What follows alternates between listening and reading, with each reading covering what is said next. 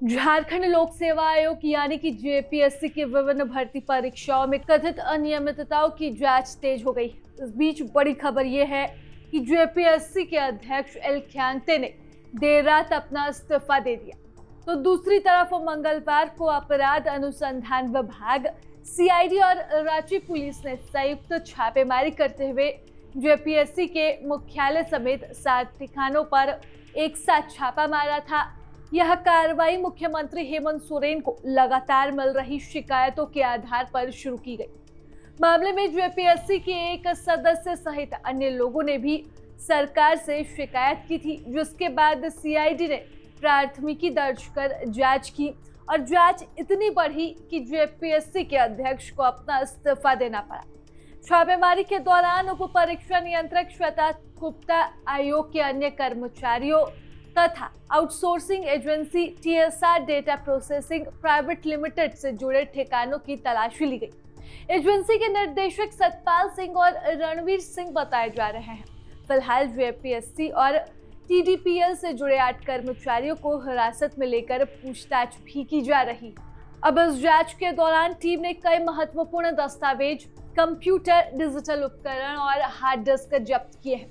इन digital साक्ष्यों की जांच कर यह पता लगाने का प्रयास हो रहा है कि परीक्षाओं के संचालन और परिणाम प्रक्रिया में कहीं कोई गड़बड़ी तो नहीं हुई, जिसकी शिकायत लगातार हो रही है। जेपीएससी अध्यक्ष एल ख्यांग्ते ने अपना इस्तीफा सीधे राज्यपाल को भेजा है। हालांकि ये अब तक स्पष्ट हो नहीं पाया है कि उनके इस्तीफे को स्वीकार किया गया है या नहीं।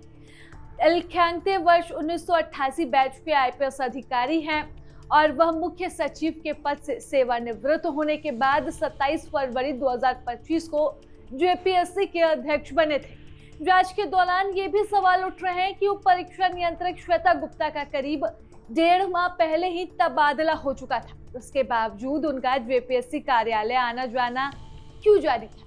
जांच में एजेंसियां इस पहलू की भी पड़ताल कर रही है और पता लगाने की कोशिश कर रही है कि आखिरकार तमाम आरोप किस हद तक सही है। आपको जानकारी हो कि 20 मई 2025 को ही झारखंड कर्मचारी चयन आयोग यानी कि जेएसएससी ने परीक्षा संबंधी अनियमितताओं के आरोप में टीडीपीएल कंपनी को ब्लैकलिस्ट कर दिया था। इसके बावजूद एजेंसी को जेपीएससी की कई महत्वपूर्ण भर्ती परीक्षाओं और संवेदनशील कार्यों की जिम्मेदारी दी जा रही थी। एजेंसी ऑनलाइन आवेदन, एडमिट कार्ड तैयार करने, प्रश्न पत्रों की छपाई, ओएमआर शीट स्कैनिंग, उत्तर पुस्तिकाओं की प्रोसेसिंग और परिणाम तैयार करने जैसे कई महत्वपूर्ण कार्य संभाल रही थी। यह कंपनी नगर निगम कार्यालय अभियंता भर्ती परीक्षा, झारखंड स्वास्थ्य सेवा संयुक्त नियुक्ति परीक्षा और झारखंड संयुक्त सैनिक प्रतियोगिता परीक्षा सहित कई परीक्षाओं की प्रक्रिया से भी जुड़ी रही। फिलहाल सीआईडी की जांच जारी है और आने वाले दिनों में इस मामले में और भी कई बड़े खुलासे होने की संभावना है।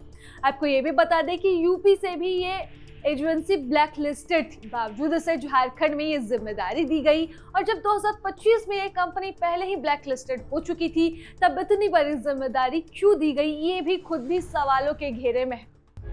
प्रभातखबर.com, विश्वास वही, रफ्तार नहीं।